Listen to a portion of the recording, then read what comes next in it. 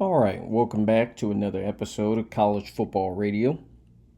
So, my previous video was an overview of Penn State's renovation of Beaver Stadium. Now, I mentioned in that video that Penn State really hasn't put out any renovation or much detail on the renovation, but now I've got the details, some pretty good details on their upcoming renovation. So, let's get into it. So, it looks like Beaver Stadium's west side will undergo the most substantial change. And so, as you can see here in the video, they've got the east side has the brand new press box that they built, I think, a few years ago. And so the west side grandstand is the one that has the smaller press box. And so that side will go through the most substantial change. And basically, it's being demolished and replaced. So first the press box, and then the upper section of seats. So those are going to be going first. Looks like the lower section's going to stay initially. And then the other section will come down in 2025. So Penn State's going to replace the lower bowl in 2026. So you can clearly see that Beaver Stadium has a lower bowl. And so first they're going to demolish the press box in the upper section. And then the next year they're going to demolish the lower bowl on the west side. And the west side of Beaver Stadium will house the new Welcome Center. And that center is going to include 21,000 square feet of new event space, giving Beaver Stadium more year-round utility. So a lot of times when universities do dedicate large amounts of money towards a stadium expansion or renovation, they have to kind of balance and do something to please the university. You know, a lot of time as football fans, we only focus on football and the football stadium a lot of the times, but the university, the students, sometimes, you know, they still have some say. And so the new Welcome Center has 21,000 square feet of event space, so that can be used by the university or for whatever needs that may need be. So phase 2 will begin in 2025 when the press box in the upper section of the stadium's west side will be demolished. And Kraft said that they will replace with the superstructure housing suites and club seating. Now, phase 3 will begin in 2026 when the lower bowl,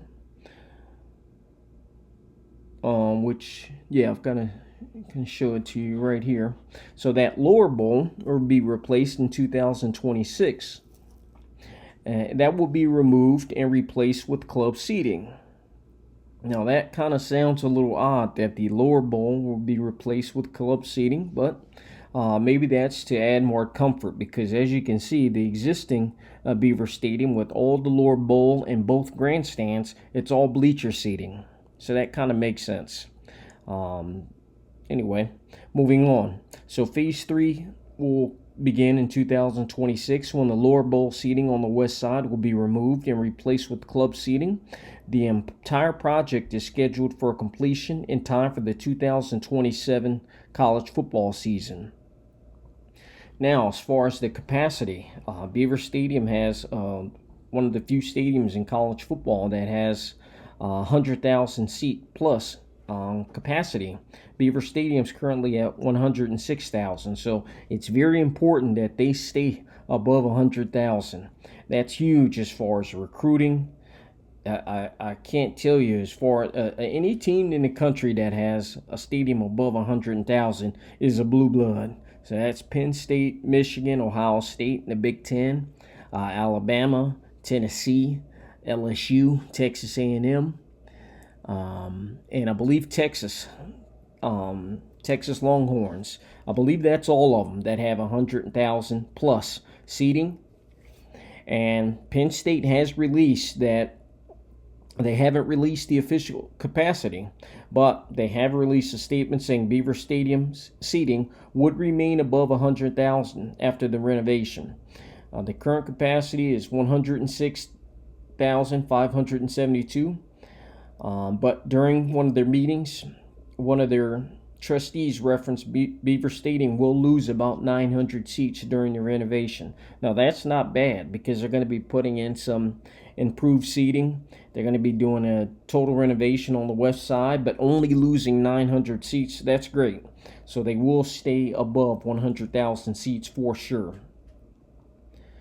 Something that I would like to see in the Beaver Stadium renovation, take a look at the end zone section in Beaver Stadium. So here in the, I think this is the south end zone. This is one of the few stadiums in the country that has upper decks, multiple upper decks in the end zone section. I think this is great. If you take a look at the difference between the two grandstands, well, the slope here, people in these sections here, they're far away, as opposed to here, are people sitting in these sections. They've still got a great view of the game.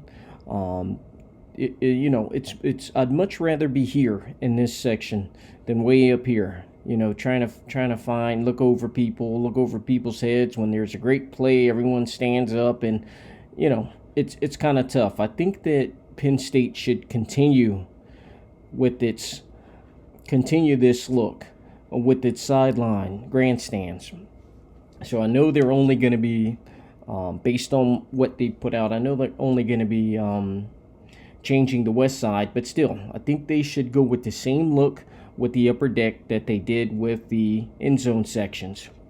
Now, having said that, I think they actually might, because when you take a look at this Welcome Center that they're going to build, the renderings of the Welcome Center, you can kind of see that it might be, instead of originally thought that it might be this end zone section, the south end zone section, but it looks like it may actually be the west grandstand.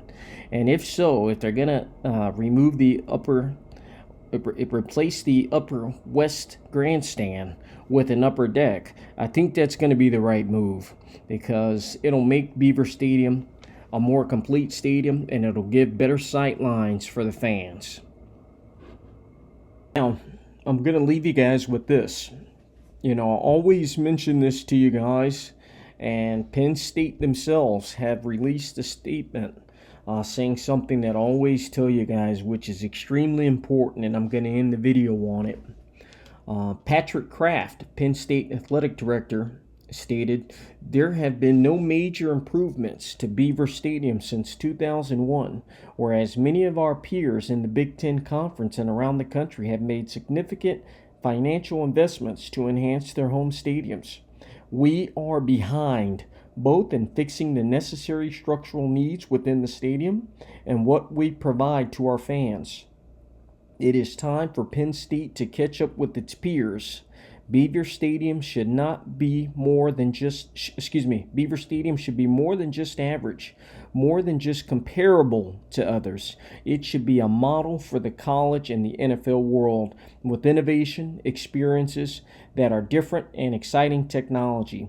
If we fail to act, we will face significant infrastructure issues in the years ahead. The cost of repair will only increase. To put it simply, renovations to Beaver Stadium are long overdue. It's time to act, and that time is now." So well said by Mr. Patrick Kraft. And like I always tell you guys, take this with whatever your favorite college football team is. Their college football stadium must stay competitive with their peers in the conference.